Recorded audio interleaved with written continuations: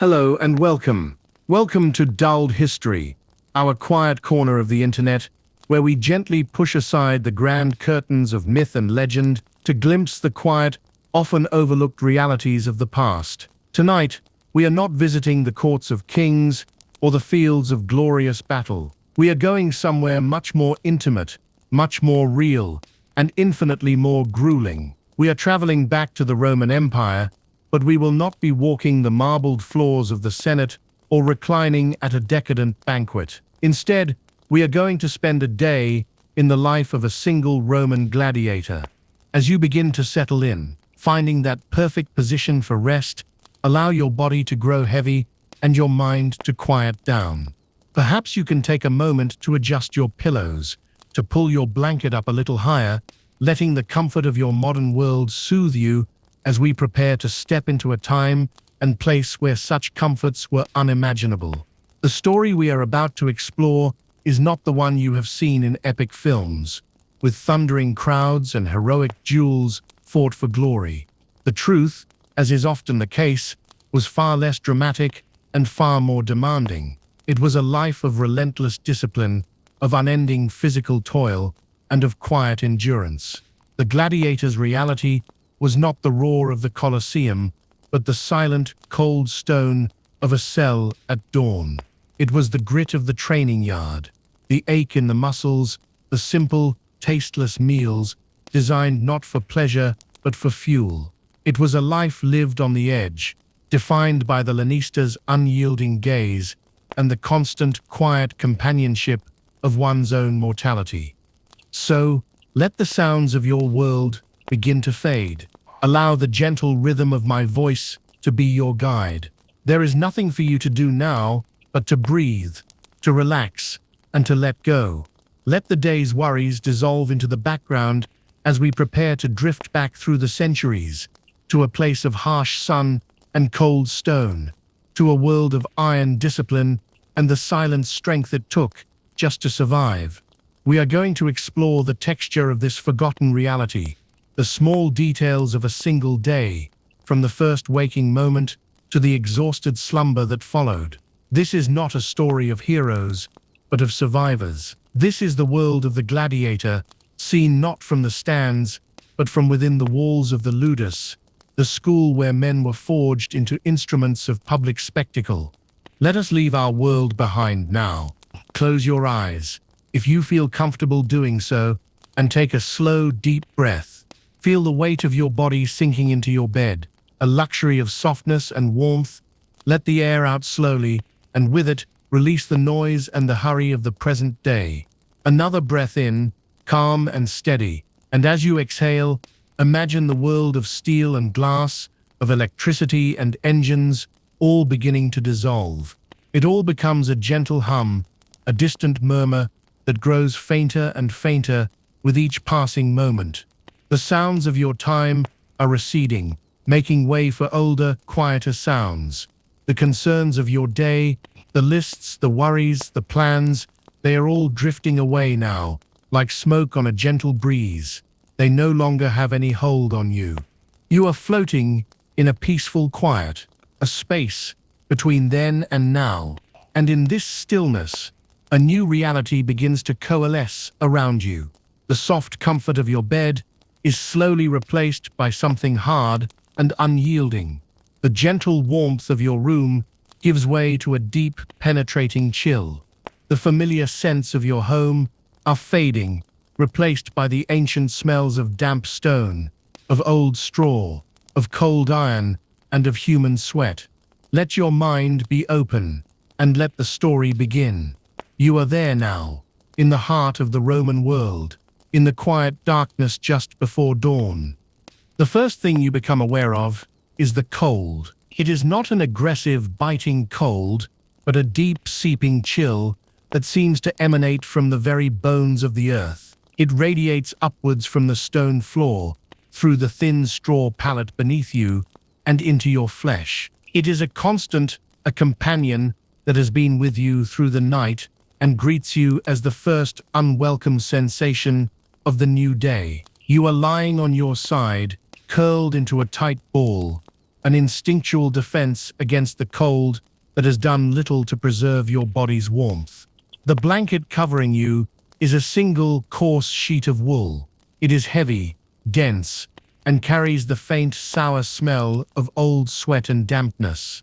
Its texture is rough against your skin, a constant, abrasive reminder of your station. There is no softness here, no give. The world, even in sleep, is hard. You do not open your eyes just yet. Instead, you listen. The ludus, the gladiator school, is still wrapped in the profound silence of the pre-dawn hours. But it is not a complete silence. It is a living quiet, punctuated by small, distant sounds that your ears have learned to interpret. You can hear the gentle, rhythmic breathing of the other men in the nearby cells, a soft chorus of slumber. Somewhere, a man coughs, a deep, rattling sound that echoes briefly against the stone walls before being swallowed again by the quiet. You hear the faint, almost imperceptible rustle of straw as someone shifts in their sleep. Farther away, a more metallic sound reaches you, a single, dull clang as a guard, awed and cold on his watch, shifts his shield or leans his spear against a wall. And beneath it all, there is a low, constant hum, the distant sleeping breath of a city that has not yet begun to stir. You can smell the morning before you can see it. The air in your small cell is thick and stale. There is the earthy, slightly sweet scent of the straw you lie upon, mingled with the mineral sharpness of the damp stone walls. You can smell the Novan tear. There is the undeniable pungent smell of unwashed bodies, a smell you are so accustomed to that you barely notice it anymore. It is the smell of humanity packed closely together, the scent of shared exertion and confinement, and sometimes, carried on a faint draft that slips under your wooden door, you can catch the cleaner, crisper smell of the night air outside, a hint of wood smoke from a banked fire, and the cold, clean scent of the coming dawn. It is a smell of possibility, a smell of the world beyond these walls, and it is both a comfort and a torment. Slowly, you uncurl your limbs. Every muscle protests. The aches from yesterday's training have settled deep into your joints overnight, hardening into a dull, persistent pain. Your shoulders, your back, your legs, they all throb with a familiar weariness. This is the body you live in, a tool that is constantly being broken and rebuilt, a vessel of both strength and suffering. You push the coarse blanket away, and the cold air immediately rushes in to touch your bare skin, raising goosebumps. The cell is small, perhaps only a few paces wide. The walls are rough-hewn stone, sweating with condensation in the frigid air. The floor is the same, uneven and unforgiving. Your pallet of straw is your only possession here, save for the simple loincloth you wear. There are no windows. The only light is the faintest sliver of gray that is beginning to appear in the crack beneath the heavy wooden door. You share this small space, but you are not lonely in your waking. Your cellmate, another gladiator, still sleeps on the other side of the small room. His name is Crixus, a massive Gaul with a quiet demeanor and scars that tell stories you have never asked him to share. You can hear the slow, heavy rhythm of his breathing. You have learned the sounds of each other's sleep, the sighs, the murmurs, the occasional sharp intake of breath from a bad dream. It is an intimacy born not of friendship, but of shared confinement. You do not speak of your pasts, of the families you left behind, or the fears that crawl in the darkness. Such things are weaknesses, and the ludus does not tolerate weakness. But in the shared silence of this cell, in the simple, unspoken understanding of your shared fate, there is a kind of bond. You sit up, the straw crunching softly beneath you. Your body is a map of yesterday's labor. A fresh bruise blooms on your forearm from a misplaced block. A cut on your knuckle from the splintered wood of a training sword is scabbed over. The muscles in your neck and shoulders are tight knots of hardened fiber. You stretch, a slow, deliberate movement, feeling the pops and cracks as your joints awaken. The pain is a part of you now, as familiar as your own name. You have learned to live with it, to work through it, to accept it as the price of your survival. The world outside your cell is beginning to change. The distant sounds are growing more distinct. You hear the scraping sound of a bucket being dragged across the stone courtyard. The sharp, authoritative bark of a command from one of the doctors, the trainers who rule the yard. A horse whinnies from the stables. The great forge which sits at one end of the ludus is stirring to life now. You can hear the rhythmic, metallic pulse of a hammer striking an anvil, a sound that will provide the day's relentless heartbeat. It is the sound of weapons being made, of armor being mended, the sound of the industry that fuels your existence. The sliver of light under the door is no longer gray, but a pale, milky white. The day has begun. There is no gentle transition, no slow easing into the morning. The moment you are awake, you are a gladiator. Your mind, even before it is fully conscious, begins to assess, to prepare. You mentally run through the movements you practiced yesterday, the footwork, the parries, the strikes. You think of your opponents in the training yard, their strengths, their weaknesses. You think of the lanista, the master of the school, a man whose approval is a rare and precious commodity, whose displeasure can mean a harder day, a smaller meal, or a more dangerous assignment. You know what this day will hold, for it will be much the same as the day before, and the day before that. It will be a day of sweat, of pain, of discipline. You will push your body to its limits, and then beyond, you will eat simple food that fuels your muscles but offers no delight. You will tend to your wounds. You will obey every command without question, and you will do it all with a quiet, focused intensity. For in this world, your performance is your survival. A lapse in focus in the training yard can lead to injury. A sign of weakness can lead to scorn. And in the arena, either of those things can lead to death. Crixus begins to stir on his palate, a low groan escaping his lips, as he too greets the day's aches. He does not speak, and neither do you. There is nothing to say. The shared understanding of your circumstance hangs in the cold air between you. You are brothers in this strange, brutal life, but you are also rivals. Every man in this ludus is a potential opponent, a potential ally, a reflection of your own fate. You are all cogs in a great merciless machine, owned and operated for the entertainment of others. Your bodies are not your own. They belong to the lanista, and by extension, to the crowds who will one day pay to watch you fight. You swing your legs off the pallet, your bare feet meeting the shocking cold of the stone floor. The sensation is sharp, immediate, a brutal and effective way to banish the last vestiges of sleep. You stand, your body unfolding slowly, a study in controlled agony. The cell feels smaller now that you are upright, the low ceiling pressing down, the stone walls closing in.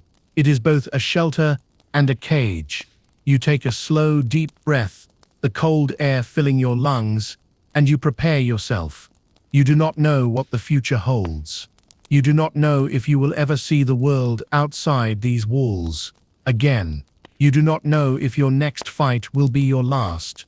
But you know this. You have survived the night. And now, you must survive the day. The sounds from the courtyard are growing louder, more insistent. The clanging of the forge is faster now, more urgent. The shouts of the trainers are sharper. The day is calling, and you must answer. You pull the rough-spun tunic over your head, the simple garment doing little to ward off the chill that has now settled into the very stone of the ludus. Crixus is already standing by the door, a silent mountain of a man, his scarred back a testament to battles fought both in and out of the arena. He gives you a slow, almost imperceptible nod, a simple acknowledgement that another day of this shared existence has begun. There is no need for words. The language of this place is one of posture, of quiet observation, of the shared rhythm of survival. You open the heavy wooden door, its hinges groaning in protest, and step out of the small darkness of your cell into the larger, colder darkness of the corridor. The ludus is a world unto itself, a self-contained universe of stone, sand, and sweat. It is laid out with the cold logic of a military camp. The cells, small and uniform, line the edges of a great central courtyard. This yard is the heart of your world, the stage upon which the first act of your day is always performed. As you emerge, you join a slow, shuffling procession of other men. They are all shapes and sizes, from the lithe, wiry build of the net fighters, the retiari, to the broad, muscle-bound frames of the heavily armored secutors and myrmillones. You see Gauls with their fierce eyes and pale skin, Thracians with their dark, coiled hair, and men from lands so distant you do not even know their names. Some are here by choice, desperate freemen who sold themselves into the life of a gladiator for a chance at coin and a fleeting glimpse of glory. Others are prisoners of war, their homelands now just a bitter memory. And some, the most unfortunate of all, were born into this life, slaves whose only purpose is to bleed for the entertainment of Rome. You walk together, a silent river of bodies flowing towards the center of the school. The only sounds are the soft slap of bare feet and worn leather sandals on the cold stone, and the collective, visible mist of your breath hanging in the frigid air. The sky above is a canvas of deep indigo, just beginning to yield to the palest shades of gray and pink at the eastern edge of the high walls. The stars are still sharp and clear, cold and impossibly distant. They seem to watch your procession with a serene indifference, silent witnesses to this daily ritual. You do not look up at them for long. Your focus is here, on the ground, on the man in front of you, on the day that is about to unfold. You find your place in the lines that are already forming in the courtyard. The hierarchy here is unspoken but rigidly enforced. The new recruits, the Tyrones, stand at the back, their faces a mixture of fear and bravado. They are still soft, their bodies not yet hardened by the relentless training, their eyes wide and uncertain. You were one of them once, you remember, though that life feels a century ago. Ahead of them are the veterans, the men who have survived a season or more in the yard, some who have even tasted the sand of the arena and lived to tell the tale. Their bodies are maps of their profession, covered in a network of faded scars, knotted muscles, and the quiet, weary confidence of survivors. You stand among them, neither a novice nor a celebrated champion, but a man who has learned the brutal calculus of this life. At the head of the courtyard, standing on a slightly raised platform, are the trainers, the doctors. These are former gladiators themselves, men who were skilled enough to survive their careers and earn their freedom, only to be drawn back into the world they escaped, this time with a whip instead of a shield. They are hard men, their faces grim and unreadable in the growing light. They know every trick, every feint, every sign of weakness. Their job is not to nurture you, but to shape you, to hammer you into a weapon worthy of the arena. And then he emerges, the lanista. He is the owner of this school, the master of your fate. His name is Batiatus, a man whose reputation is known throughout the empire. He is not a large man, but his presence fills the courtyard, silencing the last of the coughs and shuffles. He wears a simple, clean tunic, but the richness of the fabric and the glint of a single gold ring on his finger speak of a wealth built on the blood and sweat of the men who now stand before him. He does not shout. He does not need to. His power is absolute, and it is felt in his stillness. In the slow, deliberate way, his gaze moves across the assembled ranks. The morning muster begins. A doctor steps forward and begins to call out names, his voice sharp and clear in the cold air. Crixus, the big Gaul, grunts in response. Spartacus, a Thracian with eyes like burning coals, gives a curt nod. Gannicus, The name belongs to a Celt, a man who fights with a fluid, almost joyful grace that is both beautiful and terrifying to watch. The names continue, a roll call of the damned and the determined. When your name is called, you answer with a sharp ad sum, present. Your voice is steady, betraying none of the aches or the quiet anxieties that churn within you. Here, you are a number, a name on a roster, an asset to be managed. The Lannister's eyes sweep over the lines of men, and you feel the weight of his assessment. He is not looking at you as a person. He is looking at you as an investment. He studies your posture, the set of your jaw, the way you hold your shoulders. He is looking for any sign of illness that could diminish your value, any hint of rebellion that could disrupt his school, any flicker of fear that could lose him a wager in the arena. His gaze passes over the Tyrones with a dismissive glance. They are unproven, raw material. It lingers longer on the veterans, the men whose skills he knows, whose victories have filled his purse. When his eyes meet yours, you hold his gaze without flinching, your expression a carefully constructed mask of discipline and readiness. He sees what he wants to see, a gladiator ready for the day's work. Satisfied, he gives a short, almost imperceptible nod to his head doctor. The formal muster is over, but the true inspection has just begun. The doctors move down the lines now, their own experienced eyes missing nothing. They stop before a man, running a hand over a swollen shoulder. They order another to show them a leg that he was favoring yesterday. They are mechanics checking their machines, ensuring each part is in working order. They are farmers inspecting their livestock before market. You feel a trainer's rough hand on your back, probing the muscles, checking for tension or injury. You remain perfectly still, your body a testament to your endurance. He moves on. The air is thick with a silent, nervous energy. This is the moment when the day's pairings are often decided, when you learn who you will be drilling with, who you will be testing your skills against. You look across the yard, your eyes briefly meeting those of other men. You see the subtle calculations in their expressions as they too size up the competition. You see the new recruit whose hands are trembling slightly. You see the veteran with a fresh scar on his cheek, a reminder of a lesson learned the hard way. There is a strange and powerful bond in this shared experience, a brotherhood forged in hardship. You may be rivals, you may one day be forced to fight each other to the death, but in this moment, you are united by the simple, brutal fact of your existence. You are all gladiators. The Lannister speaks, his voice not loud, but carrying across the silent courtyard with an authority that needs no volume. He speaks of a magistrate visiting the school in a week's time, looking to purchase fighters for the upcoming games. A murmur ripples through the ranks. Oh, the games. It is the reason you are all here, the ultimate purpose of your training. It is the promise of glory and the certainty of risk. The thought sends a cold jolt through you, a feeling that is equal parts fear and a strange, thrilling anticipation. For some, the arena is a death sentence.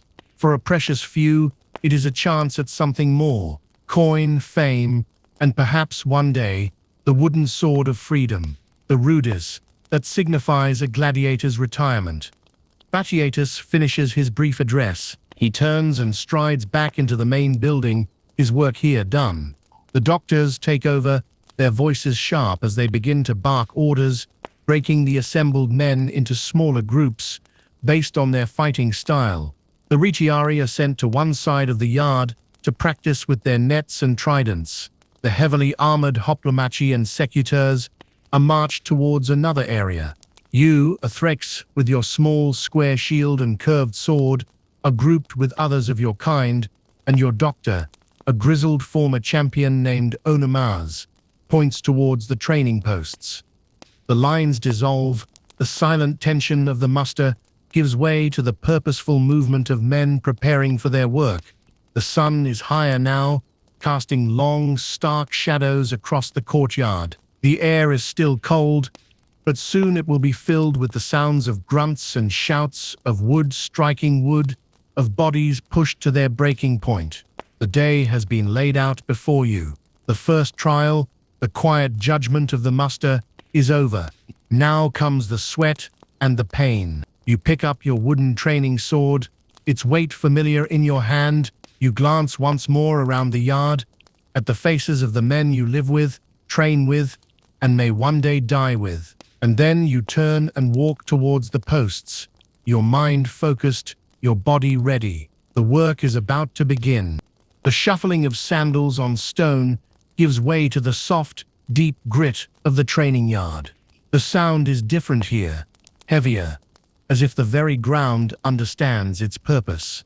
The yard is a wide, open expanse of packed sand and earth, enclosed on all sides by the high stone walls of the ludus. The rising sun, now clearing the top of the eastern wall, spills a weak, golden light across the space, but it brings with it no real warmth. The air is still sharp with the memory of the night's cold. Around the perimeter of the yard, an arsenal of a grim and brutal education is arranged with stark efficiency. Racks holding shields of various shapes and sizes, bins filled with the heavy, blunted wooden swords used for practice, and standing like a silent, waiting army, the training posts. These are the pali, and they are your first and most constant opponents. Each is a thick, unyielding stake of timber, as tall as a man, driven deep into the unforgiving earth. They are scarred and battered, their surfaces a geography of nicks, gouges, and deep splinters, left by 1,000 different swords, wielded by 100 different men. Some of those men now stand beside you. Others are long gone, their stories ending in the sand of a distant arena or the quiet earth of the ludus's own burial ground. You do not think of them. To think of them is to think of yourself, and that is a luxury you cannot afford. Your doctor, Oenomus, leads your group of threeses to a section of the yard. He moves with a quiet, dangerous economy of motion, his own scarred body a testament to a long and successful career in the arena. He does not speak, he simply points. You and the others know what is expected. Mercer, you select your gear from the racks. First, the rudis, the training sword. It is made of dense, heavy wood, its weight nearly double that of the steel blade you would use in a real fight. It is designed this way not for finesse, but for stamina, to build the muscles in your arm and shoulder until they can hold a real sword aloft for what feels like an eternity. Its surface is smooth in some places from the constant grip of sweaty hands, and rough in others where it has splintered from impact. Next, you take up your shield, the palmer. It is a small, square shield, characteristic of your fighting style. It is not the great, encompassing shield of a legionary. It is a tool for deflection, for quick blocks, for a fast and agile dance of defense. But it is still heavy, its wooden frame reinforced with bronze. You slide your arm through the leather straps, feeling the familiar, reassuring pressure against your forearm. The weight of it settles into your shoulder, a constant, dull ache that will only grow as the morning wears on. You take your position before your assigned palace. You stand a few feet away, planting your feet in the sand, finding your balance. You take a slow breath, the cold air stinging your lungs, and you raise your sword and shield. The drill begins. There is no grand signal, no shout from the trainer. There is only the beginning of a rhythm, a cadence of movement that has been beaten into your very muscles. It starts with footwork, forward, back, side to side. You circle the post, your movements economical, your eyes fixed on the imaginary opponent it represents. The sand shifts and crunches under the worn leather of your sandals. You feel the pull in your calves, the strain in your thighs. Oenomus watches from a short distance, his arms crossed, his expression unreadable. He says nothing, but you feel his gaze on you, on every step, every shift of your weight. He is looking for hesitation, for imbalance, for the slightest flaw in your foundation. Then come the strikes. You move in, your Rudy is a blur of motion, a strike to the head, a thrust to the chest, a sweeping cut to the legs. The heavy wooden sword meets the unyielding post with a series of dull, percussive thuds that echo across the yard. All thwick, thwick. The impact travels up your arm, a jarring shock that you have learned to absorb. You do not strike with wild anger. That is the mistake of the Terrones, the novices. They exhaust themselves in the first few minutes, their movements wide and uncontrolled. You have learned better. Your strikes are precise, controlled, each one delivered with a specific target in mind, each one a verse in the brutal poetry of combat. You practice the sequences Ophanomos has taught you, a block with the shield, a quick jab with the sword, a feint to the left, a powerful strike to the right, a low sweep to unbalance your imaginary foe, followed by a downward thrust. It is a dance, a violent and exhausting ballet that you repeat again and again and again. The sun climbs higher, and the weak warmth it offers is quickly overwhelmed by the heat you are generating yourself. Sweat begins to bead on your forehead, trickling down your temples and into your eyes, stinging them with salt. It runs down your back, soaking the rough fabric of your tunic. The dust of the yard kicks up with your movements, clinging to your damp skin, forming a gritty paste. Horina Mouse moves closer now, his shadow falling over you. He walks around you, his eyes narrowed, his silence more critical than any shout. You feel your muscles tense under his scrutiny. You try to make your movements cleaner, faster, more precise. He stops. He points with the long wooden staff he always carries. Your shield, he says, his voice a low growl. You are dropping it. You correct your posture, raising the heavy palmer a few inches higher, feeling the familiar burn in your shoulder. Again, he commands.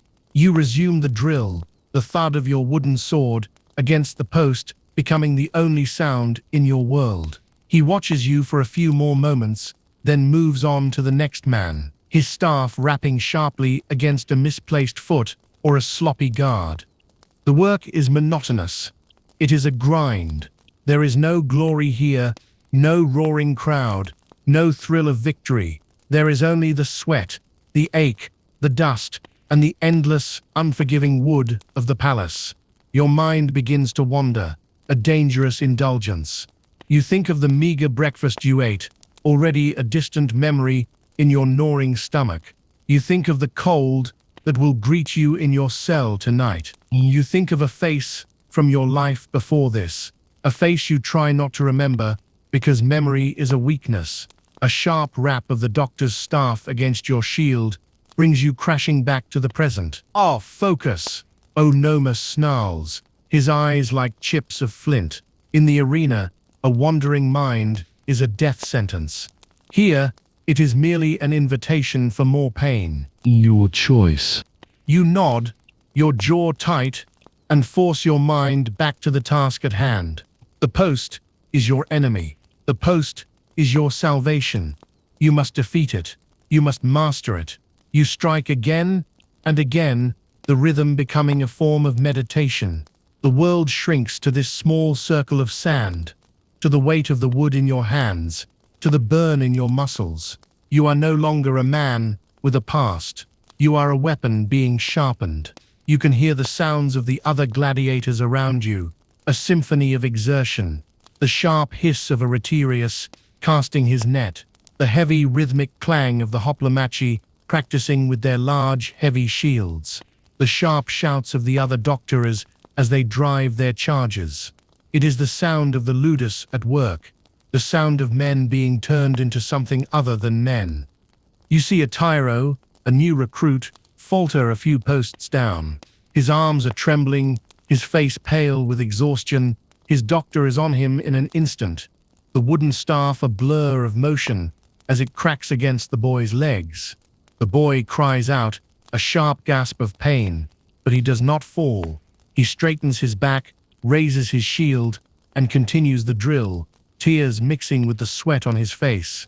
You feel a flicker of something, pity perhaps, or a grim sort of respect. You were that boy once. Every man here was that boy once. The hours drag on.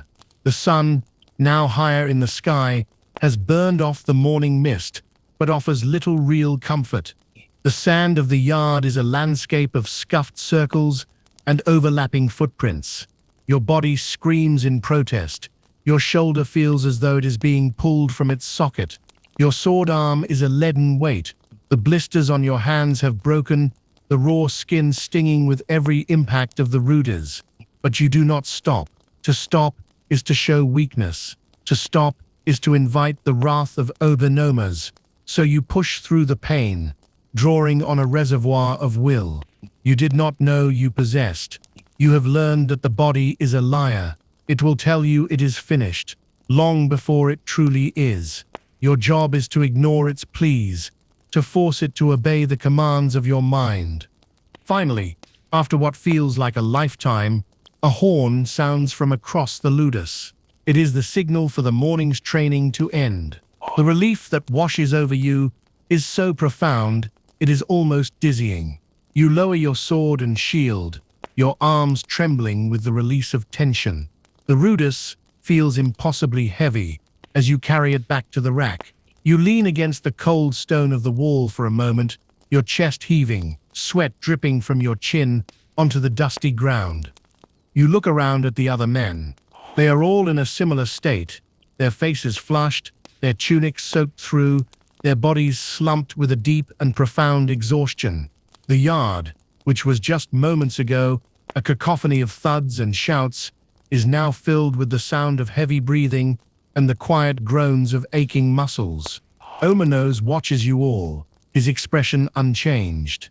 The midday meal, he says, his voice flat. Do not be late. He turns and walks away, his staff tapping a steady, indifferent rhythm on the stones. You and the other threeses begin the slow, aching walk out of the training yard, back towards the main buildings of the ludus. Your legs feel like they are filled with wet sand. Each step is an effort, but you are moving towards food, towards water, towards a brief, precious respite from the unrelenting demands of this life. The morning's labor is done. You have survived it, but you know with a certainty that settles deep in your bones that the afternoon will bring more of the same. The sharpening is never finished. You move with the slow, aching tide of bodies leaving the training yard. The shuffle of sandals is heavier now, each man carrying the leaden weight of the morning's exertion in his limbs. The path leads you away from the open expanse of sand and towards the low, solid buildings that form the core of the ludus.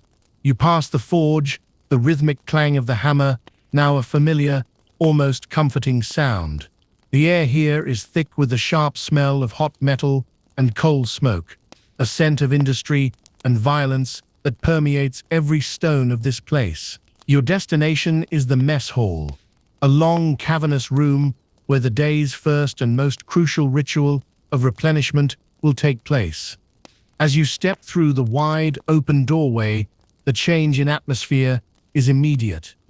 The air inside is warm, humid, and heavy with the scent of boiling grains and steam. It is not a pleasant smell, but it is the smell of sustenance, and your empty stomach clenches with a primal, desperate anticipation. The hall is a simple, functional space, designed to feed many men quickly and without ceremony. The walls are the same rough, dark stone as your cell, the ceiling low and supported by thick wooden beams, blackened by years of smoke from torches and lamps. Light filters in from a series of high, narrow windows, their openings covered not with glass, but with thin, oiled parchments that cast a dim, golden and hazy light over the scene below. The floor is made of large, uneven flagstones, worn smooth by the passage of countless feet, and in the center of the room, great iron cauldrons bubble over a long, sunken fire pit,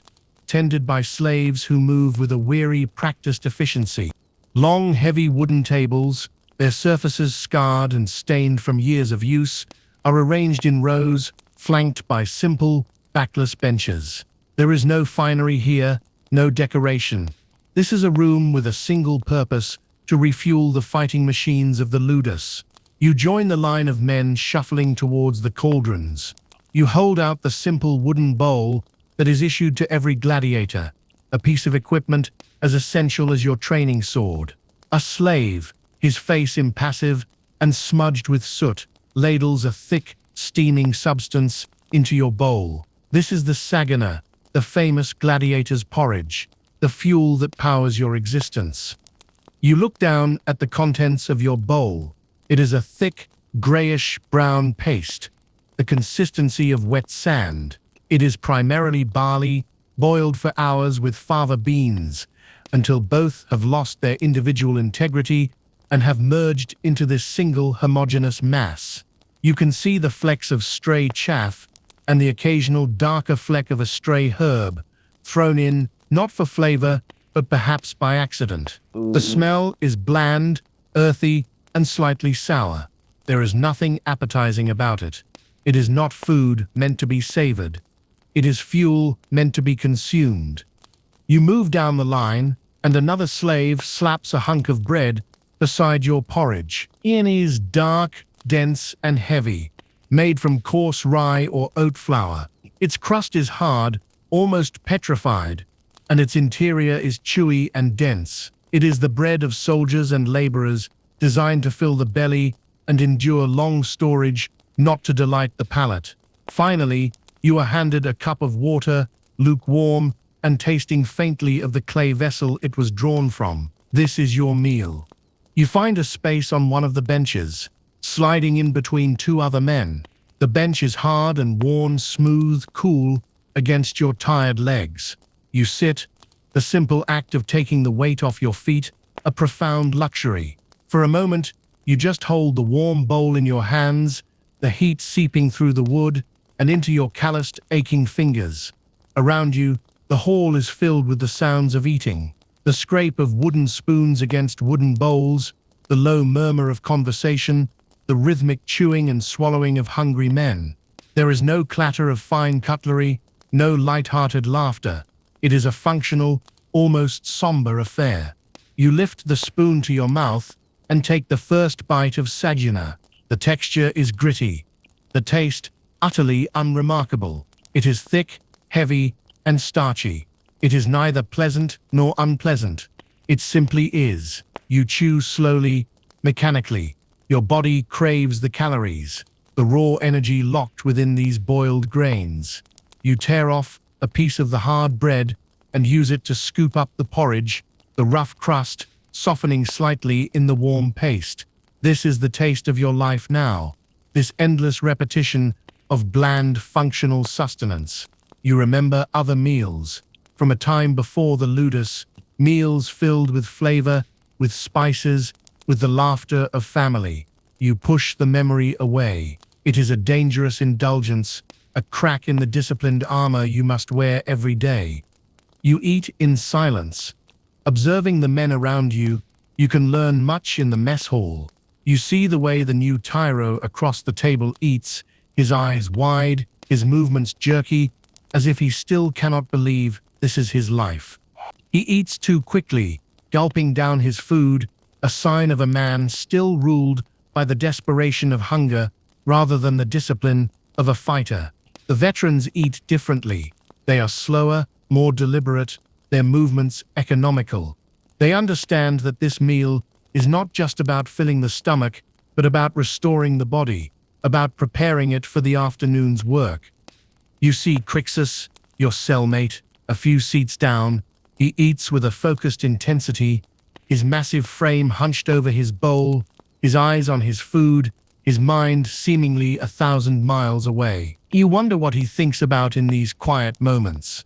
Does he think of the forests of Gaul, of the life he lost, or does he think only of the next fight, the next training session, the next day to be survived? You will never ask, and he will never tell. The conversations around you are sparse, spoken in a pidgin of Latin and the various native tongues of the men.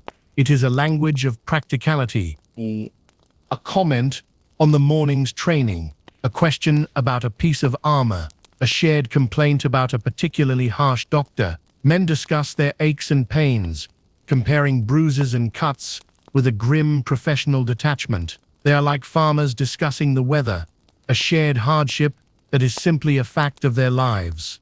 Owen Emmaus was in a foul mood today.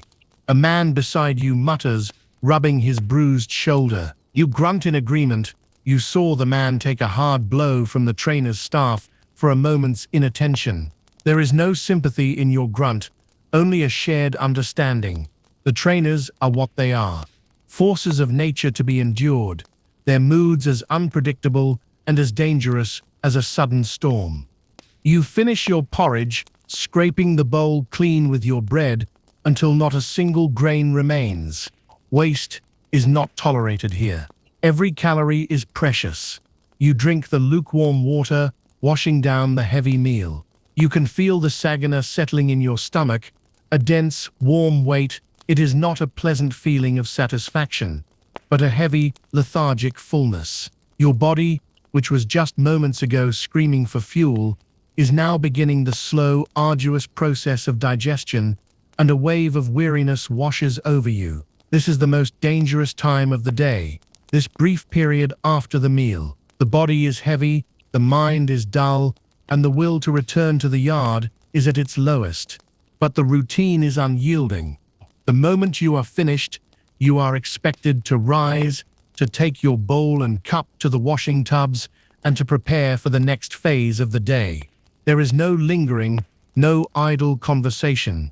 The respite is over. You stand up, your legs stiff and protesting. You join the line of men at the tubs, where slaves slosh water over the used bowls, a perfunctory cleaning before they are stacked for the evening meal. As you leave the dim, humid warmth of the mess hall and step back out into the courtyard, the sun is high and bright in the sky. It is nearly midday. The air is warmer now, the sharp chill of the morning replaced by a dry, dusty heat. The day is only half over. The afternoon will bring more training, this time with partners, a more complex and dangerous set of drills where the risk of injury is higher. But before that, there is another ritual to be performed, one as important as the training itself, the tending of the body. You have refueled the machine. Now you must perform maintenance. The small cuts from the morning's work must be cleaned, the aching muscles must be soothed, and the grime of the yard must be scraped away. Your body is your only true possession, and its continued function is the only thing that stands between you and oblivion. You walk towards the washing area, your full belly, a heavy reminder of the work that is yet to come. The midday respite is a fragile peace, a brief, shimmering pause in a day defined by brutality.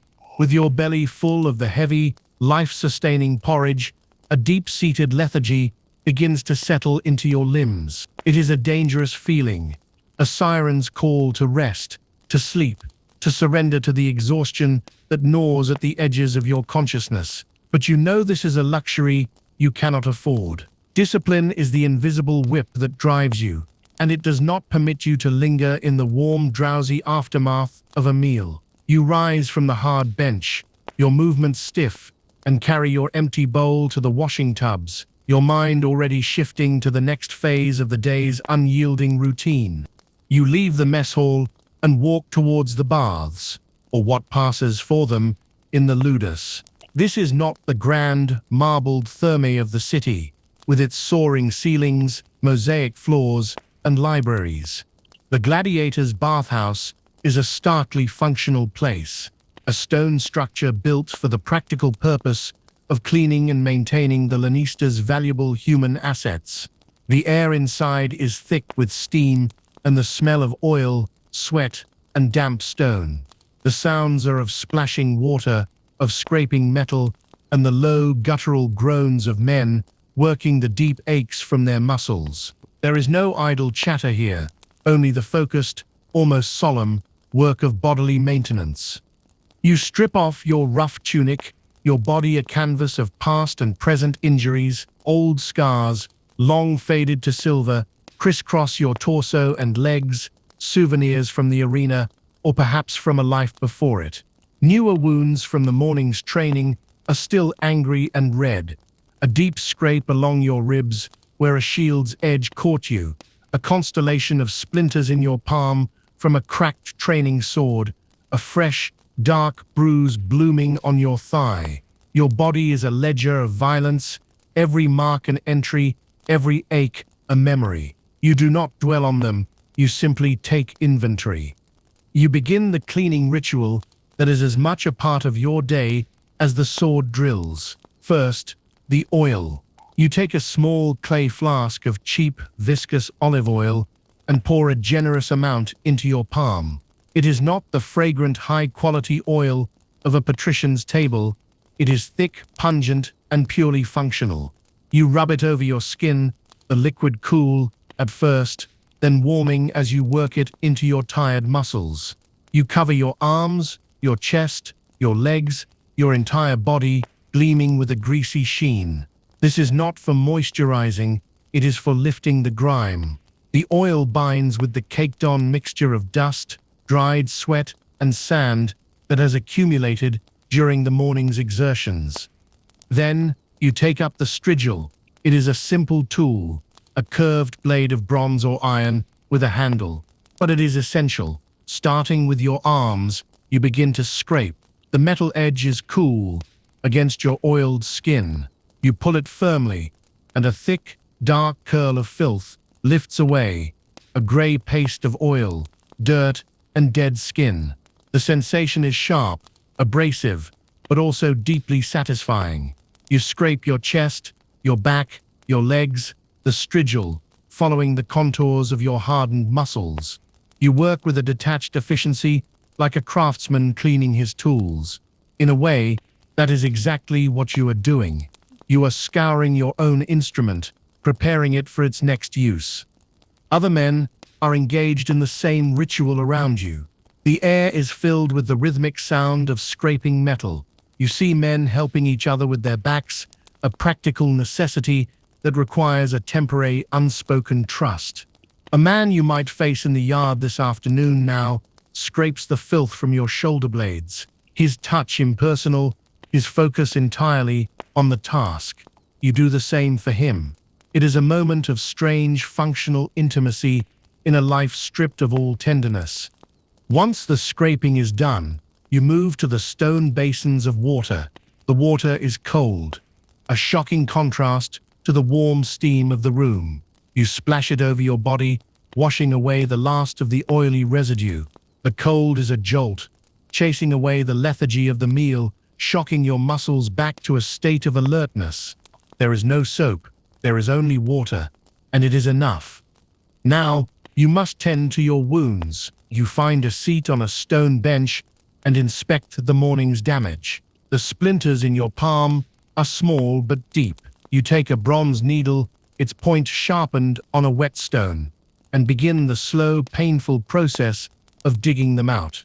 Wisdom D, you work with a steady hand, your mind detached from the sharp pricks of pain. Pain is a constant. You have learned to treat it as information, not as an enemy. Once the splinters are out, you pour a small amount of sour wine over the small wounds. It stings fiercely, but you know the wine will help to clean them, to ward off the festering infections that can cripple a man faster than any sword. You then turn your attention to the scrape on your ribs. It is shallow but long, and it bleeds sluggishly. In a corner of the bathhouse, the ludus medicus is at work. He is a Greek slave, a man with a quiet, grim face and hands that are surprisingly gentle. He is not a physician in the grand sense, but he knows the practical arts of the body, how to set a dislocated shoulder, how to stitch a deep gash, how to mix a poultice to draw out infection. You see him working on one of the Tyrones. The boy's face pale as the medicus wraps a clean linen bandage around a badly sprained wrist. You do not need the medicus for a simple scrape. You have your own remedies. A knowledge passed from one gladiator to another in quiet conversations. You take a small pouch from your belt and shake a fine green powder into your palm. It is a mixture of dried herbs, yarrow to stop the bleeding, comfrey to speed the mending of the skin. You mix the powder with a little water to form a thick paste and carefully apply it to the wound. The poultice is cool and soothing against your raw skin. You will leave it to dry, forming a natural protective layer over the injury. You are not the only one performing this self-maintenance. All around you, men are tending to their own bodies with the same detached professionalism. A man is rubbing a strong-smelling balm of lanolin and herbs into his aching thighs. Another is carefully wrapping a strip of linen around a bruised knuckle. They are like a stable of prized horses, each one meticulously groomed and cared for, their bodies kept in peak condition for the performance to come. The lanista invests a great deal in keeping his gladiators healthy. A sick or injured gladiator cannot fight, and a gladiator who cannot fight does not earn him any coin. After the washing and the mending, there is a brief period of quiet, the midday respite. The sun is at its zenith now, and the courtyard is flooded with a bright, almost white light. Some men find a patch of sun and sit with their backs against the warm stone, their eyes closed, letting the heat soak into their tired muscles. Others lie on the benches in the bathhouse, the steam easing the tightness in their chests. It is a time of quiet contemplation, a moment suspended between the labors of the morning and the trials of the afternoon. You find a quiet spot away from the others and sit. The heavy meal and the warm sun conspire to pull at your eyelids, but you do not sleep. Instead, you watch. You watch the way Gannicus, the champion of the school, moves with a relaxed feline grace, his body seemingly untouched by the morning's exertions. You watch the nervous energy of the Tyrones as they whisper amongst themselves, their bravado from the muster now replaced by a more honest apprehension. You watch Onomaus, your trainer, as he inspects a rack of shields, his expert eye searching for any weakness in the leather or bronze. This is a time for thinking, for strategy. You replay the morning's drills in your mind, analyzing your mistakes, looking for ways to improve. You think about the men you will face in the partnered drills this afternoon. You recall their fighting styles, their tells, their moments of hesitation. You are a student of violence, and this is your classroom. Every observation, every piece of knowledge is a small weight you can place on the scales of survival, tipping them, however slightly, in your favor. The piece is short-lived. A deep, resonant blast from a horn cuts through the quiet lethargy of the courtyard. It is the signal. The midday respite is over. A collective groan, soft and resigned, rises from the resting men. Bodies that had just begun to relax now tense up again. Men rise to their feet, their movements slow and reluctant at first, then more purposeful. The machine of the ludus is starting up again. You push yourself to your feet, your own muscles protesting the command. The warmth of the sun feels like a distant memory already. You walk back towards the racks of training gear, the scent of dust and sweat once again filling the air. The afternoon will be harder, it will be faster. It will be a dance with a partner who is also your rival, a rehearsal for the real deadly performance that is the ultimate purpose of all this pain. You pick up your shield and your wooden sword. The weight is familiar, a grim comfort. The afternoon training awaits. The sun has begun its slow descent across the sky, and the quality of the light in the training yard has changed. The harsh, white glare of midday has softened into a warmer golden hue, casting long, distorted shadows that stretch from the training posts and the high stone walls. The air is cooler, but your body does not notice. You are a furnace, stoked by the morning's exertions and the heavy midday meal. You return to the yard, not with the raw, aching stiffness of the morning, but with a deeper, more profound weariness in your bones. This is the second half of your workday, and in many ways, it is the more demanding part. The morning was about brute force, about conditioning your body to endure. The afternoon is about the art. This is when you learn the deadly dance of the arena, when the solitary, mindless striking of the palace gives way to the complex, thinking challenge of a human opponent. This is the practice of armatura, the art of armed combat. Ophronomos, your doctor, gathers your group of threses. His eyes, hard and critical, move over each of you. He is no longer just looking for physical weakness. He is assessing your focus, your readiness, your killer instinct.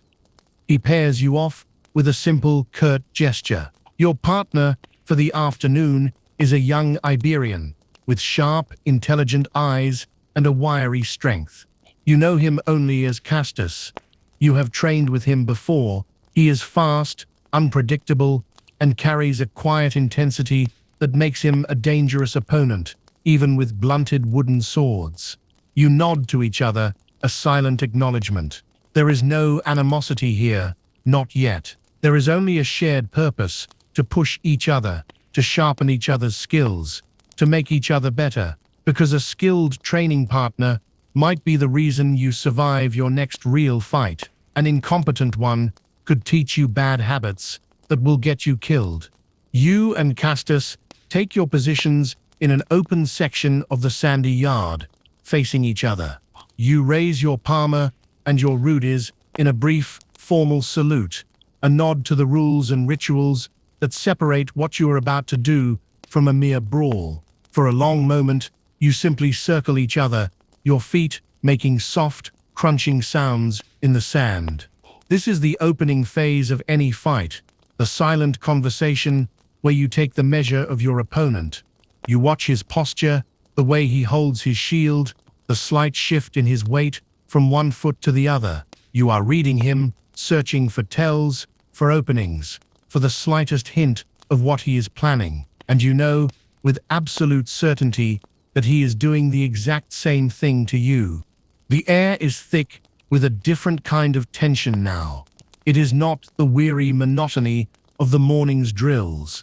It is a sharp, focused energy, the hum of two minds locked in a strategic struggle. Oenomus watches from the edge of your circle, his staff held loosely in one hand. He will not interfere unless a mistake is made, a mistake that in a real contest would be fatal. Castus makes the first move. He lunges forward, a quick, deceptive thrust aimed at your exposed thigh.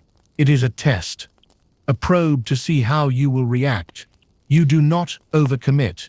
You pivot on the ball of your back foot, letting the thrust glance off the edge of your shield with a dull thud. The force of the blow jars your arm, but you hold your ground. Before he can recover, you counter, a swift, sweeping cut aimed at his sword arm. He is ready for it, his own shield coming up to block, the two wooden swords meeting with a sharp, resonant crack that echoes across the yard. The dance has begun.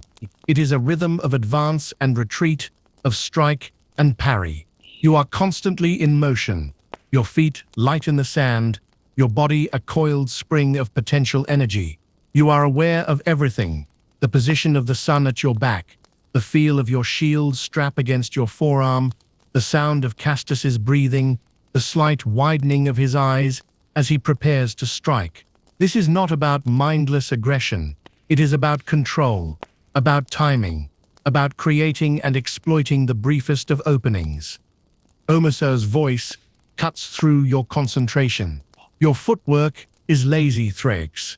You are planting your heels. Do you want him to cut them off? You adjust your stance immediately, shifting your weight to the balls of your feet, staying light, ready to move in any direction. The trainer's words are a constant, grating commentary, a stream of criticism designed to strip away your pride and replace it with pure functional skill. He is baiting you with his shield. Omesos growls a moment later. He leaves the top edge open, inviting the strike. It is a trap. You see it. You do see it. Castus is holding his shield just a fraction too low, a tempting target. If you were a novice, you would take the bait, launching a high attack that he would easily block before gutting you on the counter. But you are not a novice. You feint high, drawing his shield up as you expected, and then you drop low, your rudis sweeping in a hard, fast arc towards his leading leg. He is surprised, forced to leap back, the tip of your wooden sword just grazing his shin. He grunts, a mixture of pain and grudging respect. This is the chess match of combat. Every move has a counter. Every opening is a potential trap. You are not just fighting the man in front of you, you are fighting his mind. You are trying to force him into a mistake, to make him react out of instinct rather than discipline.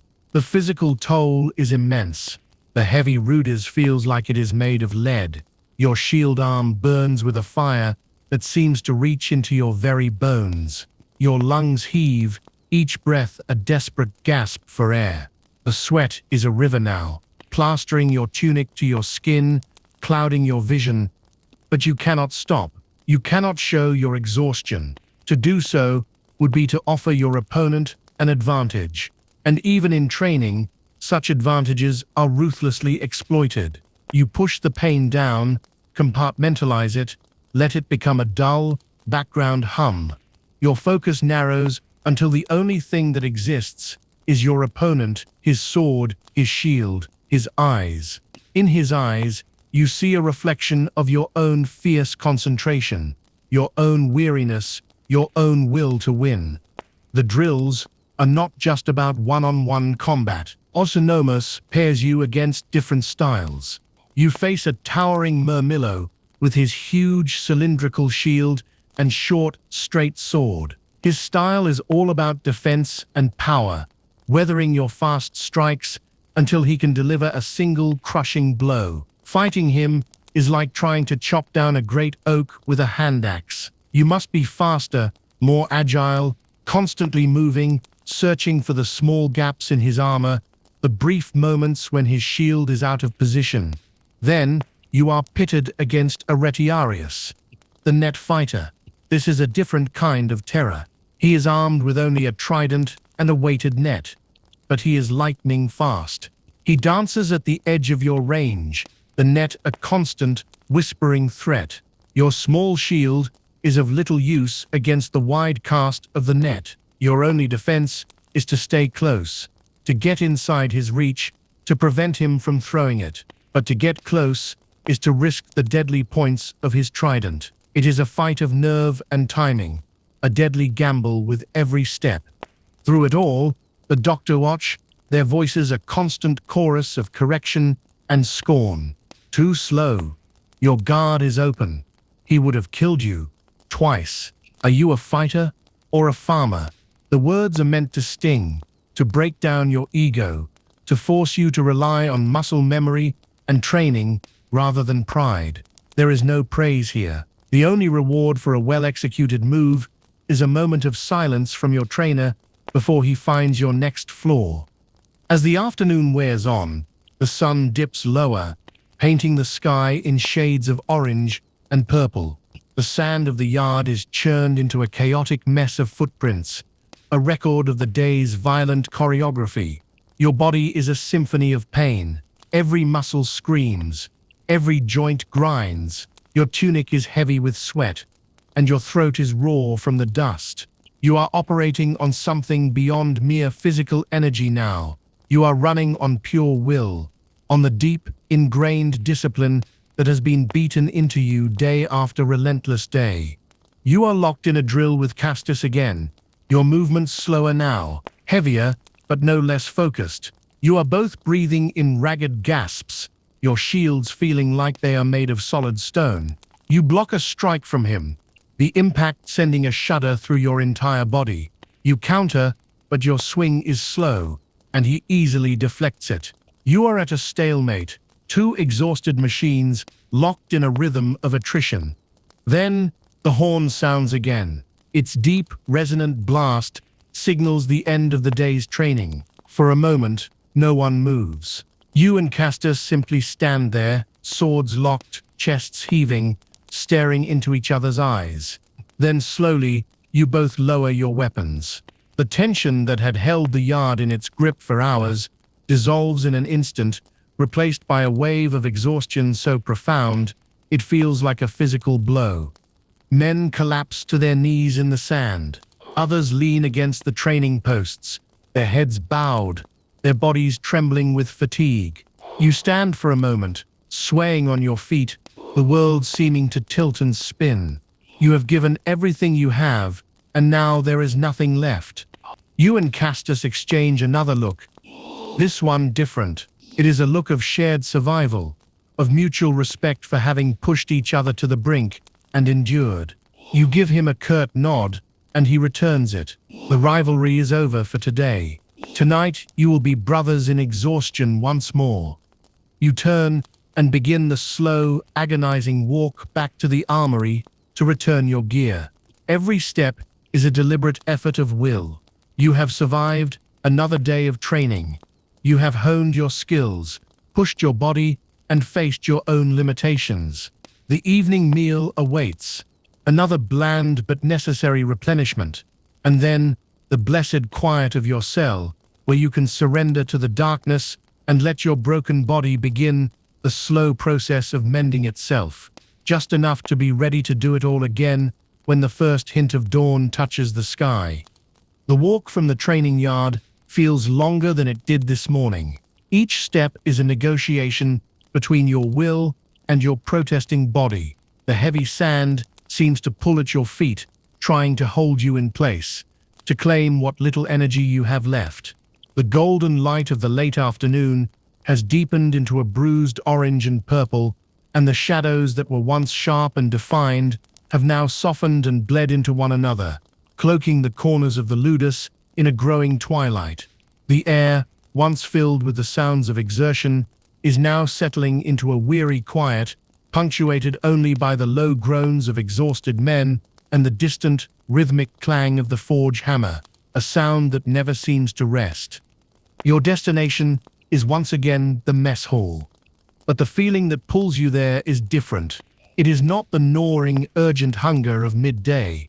It is a deeper, more hollow ache, a weariness that has seeped into the marrow of your bones. Your body does not crave fuel for more work.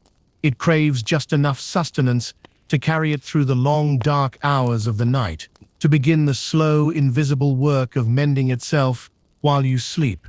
The evening meal is not a feast or a reward. It is a necessity, the final, functional ritual of a day stripped down to its barest essentials. You step back into the long, low-ceilinged hall. The high windows that offered a hazy, golden light at noon now offer nothing but the deep, impenetrable blue of the coming night. The room is lit by a few smoking tallow lamps and torches set in iron sconces on the stone walls. They cast a flickering, uncertain light, creating a landscape of deep shadows and dancing orange highlights. The air is still warm from the cook fires, but the humidity has lessened, and the scent of boiling grain is now mingled with the sharper, greasier smell of the burning animal fat in the lamps. The atmosphere is profoundly different from the midday meal. The weary tension of the muster and the focused energy of the training yard have both evaporated, leaving behind a thick, heavy blanket of exhaustion. The men move slowly, their shoulders slumped, their faces grim masks of fatigue. The conversations are quieter now, more sporadic, a muttered word here, a low grunt there. There is no energy for arguments, for boasting, for anything more than the simple mechanical act of eating. You take your wooden bowl and receive your portion. The evening meal is smaller, simpler than the one at noon. It is a thin stew of lentils and beans, watery and seasoned with nothing more than a pinch of coarse salt. There is another hunk of the same dark, dense bread and another cup of lukewarm water. You find your place on the bench, the hard wood, a welcome relief for your aching legs. You do not eat immediately. You simply sit for a moment, the weight of the day pressing down on you. You lift the spoon to your mouth. The stew is warm, but it offers little other comfort. The lentils are soft, almost mushy, the flavor bland and forgettable. But you are not eating for flavor. You are eating to survive. You chew the coarse bread slowly, deliberately, your jaw aching with the effort. Each bite is a conscious act, a transfer of energy from the bowl to your depleted body. You eat in a state of near trance, your mind too tired for complex thought. It drifts, untethered, floating on the waves of your exhaustion. You notice the small details of the room, details you are usually too focused or too harried to see. You see the intricate web of cracks in the stone wall opposite you, a map of the building's slow, patient decay. You see the way the torchlight glints off the sweat on the brow of the man across from you, his eyes closed as he chews, his face a mask of pure animal weariness. You hear the soft, almost rhythmic sound of dozens of spoons scraping against wood, a sound of collective, synchronized survival. There are no trainers here now. The evening meal is a brief, unsupervised peace.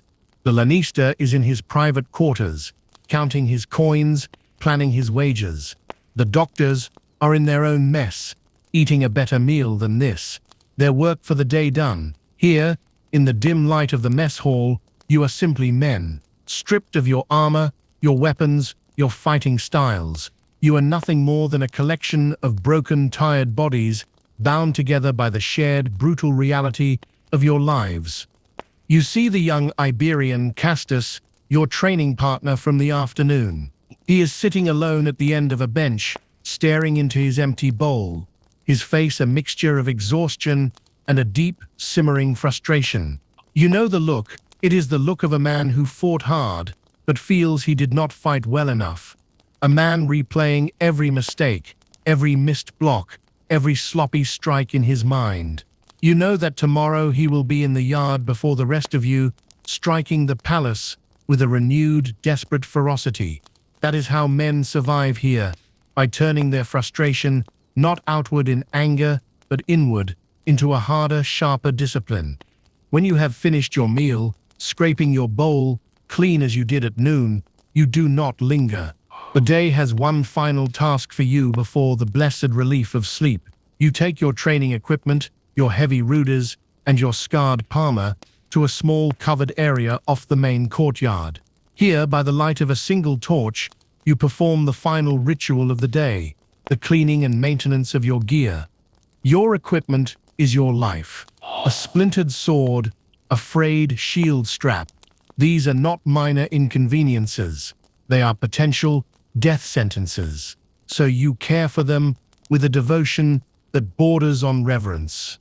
You take a rag and a small pot of oil, the same cheap, functional oil you used on your body, and you begin to work it into the wood of your ruders. You rub it in slowly, methodically, feeling the familiar contours of the hilt, the balance of the blade. The oil darkens the wood, nourishes it, protects it from the dampness that is a constant presence in the ludus. You inspect the blade for new splinters, for cracks, for any sign of weakness. Intrigue. Then you turn to your shield. You check the leather straps, testing their strength, looking for any signs of wear. You run your hand over the bronze reinforcements, ensuring they are still tight. You wipe the surface clean of the day's dust and sweat. It is a quiet, meditative process. The only sound is the soft rubbing of the cloth against the wood and leather. In this simple, repetitive act, there is a kind of peace. It is a moment of control in a life where you control almost nothing else. This sword, this shield, they are extensions of your own body, and you tend to them with the same detached, professional care. All around you, other men are doing the same, their faces illuminated by the flickering torchlight, their movements slow and deliberate. It is the final, quiet act of the gladiator's workday. When you are finished, you return your gear to the racks, placing it carefully in its designated spot. The armory is a silent, shadowed place now. The racks of weapons and armor like sleeping beasts, their violent potential temporarily at rest. As you turn to leave, a final horn blast echoes through the now dark ludus. It is the signal for lockdown, the call to return to your cells for the night. The day is officially over, a profound sense of relief, so deep it is almost a form of pain, washes over you. You have done it. You have made it through another day. You walk across the main courtyard. It is empty now. a vast, silent space under a sky full of cold, glittering stars. The moon, a pale sliver, offers a faint, ethereal light, just enough to see the path back to the block of cells. The sounds of the ludus are all but gone. The forge is silent. The shouts of the trainers have faded. All that remains is the soft whisper of the wind moving through the stone corridors and the distant bark of a dog in the city beyond the walls. You reach the door to your cell. The wood is cold and rough beneath your hand. You push it open and step into the familiar darkness, the scent of straw and stone and sleep greeting you like an old weary friend. The day's final journey is complete. All that is left is to surrender to the darkness and pray for the strength to face the morning. You push the heavy wooden door to your cell, and the sound of the iron latch falling into place is the final, definitive sound of the day. It is a sound of conclusion, a sound of confinement. The world of the ludus, with its noise, its sweat, and its relentless demands, is now on the other side of that door. Here, in the small, encompassing darkness, there is only the cold, the silence, and the profound, crushing weight of your own exhaustion. Your cellmate, Crixus, is already a dark shape on his pallet in the corner, his deep, rhythmic breathing the only other presence in the room. He has surrendered to the night with the same efficiency he brings to his training. You do not have the energy to do anything but collapse. You lower yourself onto your own straw pallet, the movement a slow, deliberate agony. The straw rustles and crackles beneath your weight, a dry, whispering sound in the deep quiet. You do not bother to remove your tunic. It is your only real layer against the chill that is already beginning to seep back into your bones from the stone floor. You simply pull the single, coarse wool blanket over your body, its familiar, scratchy weight, a meager but welcome comfort. And when two knowledge allows and two entombs sown. Lying here in the dark, with the day's work finally done, your body begins to send its detailed report of suffering to your mind. It is a comprehensive and unflattering assessment. The muscles in your sword arm throb with a deep, pulsating ache, a fire that has been banked but not extinguished. Your shoulder, where the weight of the palmer has rested for hours, screams with a sharp, grinding pain. Your legs, from your thighs to your calves, feel like they are made of bruised, tenderized meat. The small cuts on your hands and the scrape along your ribs now sting with a renewed intensity in the cold air. This is the nightly ritual, a full and complete inventory of your own physical ruin. You have learned to lie perfectly still, to find the one position where the chorus of aches softens into a manageable, dull roar. You close your eyes, but sleep does not come immediately. Your mind, though weary, is still humming with the residue of the day's violence. You see the afternoon's drills playing out behind your eyelids, the flash of Castus's wooden sword, the precise angle of a successful block, the jarring impact of a missed parry. You analyze your own movements, your own mistakes, with a cold, dispassionate clarity. That feint was too slow. You left your left side exposed for a fraction of a second too long. Your footwork grew clumsy as you tired. These are not idle regrets. They are lessons filed away in the archives of your mind, a library of survival written in the language of pain. To repeat a mistake in the training yard is to earn the scorn of the doctors. To repeat it in the arena is to earn an early grave. The sounds of the ludus are dying now. The distant, echoing shouts have ceased. The clang of the forge has fallen silent. The world outside your cell is settling into a new kind of quiet, one composed of smaller, more intimate sounds. You can hear the low murmur of voices from a nearby cell, men too tired or too troubled for sleep, their words indistinct, but their tone heavy with weariness. You hear the soft, shuffling footsteps of the night guards as they make their rounds, their sandals scraping lightly on the stone courtyard. A horse snorts in the stables. Somewhere in the city beyond the walls, a dog barks, its voice sharp and lonely in the vast darkness. These are the sounds that populate your nights, a quiet, nocturnal symphony that you have come to know as well as your own heartbeat. In the profound stillness between these sounds, your thoughts drift further.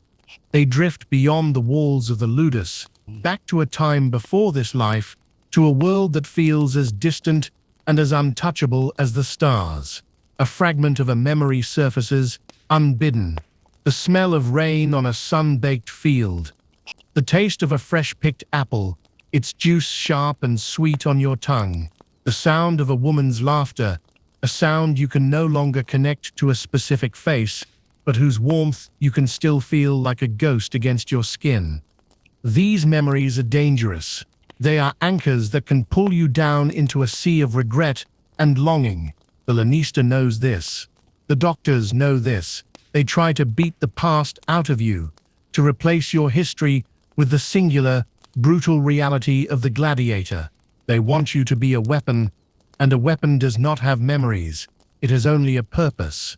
So you have learned to build walls in your own mind, to keep these ghosts at bay. You let the memory of the apple, of the laughter, of the rain, surface for just a moment, a brief, painful flicker, and then you push it back down into the darkness where it belongs. To dwell on what you have lost is to lose your focus on what you must do to survive. Your breathing begins to deepen, to find a slower, steadier rhythm. The aches in your body are starting to recede, their sharp edges blurring into a more generalized, all-encompassing weariness. You are keenly aware of the physical reality of your small world. The feel of the rough straw poking through the thin fabric of your palate. The cold, damp air on your exposed face. The solid, unyielding presence of the stone floor beneath you. Crixus shifts on his own palate, a low groan escaping his lips as he rolls onto his other side. The sound is a strange comfort, a reminder that you are not entirely alone in this cold, dark place. Your shared suffering is a thin but resilient thread connecting you. You think of the Lanista's announcement from the morning muster, the magistrate is coming. Games are being planned. A frisson of something, fear, excitement, a cold, sharp dread moves through you. The arena, the sand. It is the destination towards which your entire life is now pointed. All this training, all this pain, all this discipline, it is all for that. For the moment you will step out from the dark tunnel and into the blinding light, the roar of tens of thousands of people crashing down on you like a physical wave. You have seen other men go. Some have returned, their bodies scarred, but their purses heavy, their status in the ludus elevated. Many have not returned at all. You do not allow yourself to imagine victory. That is a fool's game, a path to arrogance and a swift death. You also do not allow yourself to imagine defeat. To dwell on that is to invite the very fear that will paralyze you when you need your instincts to be at their sharpest. Instead, you focus on the process, on the training, on the things you can control.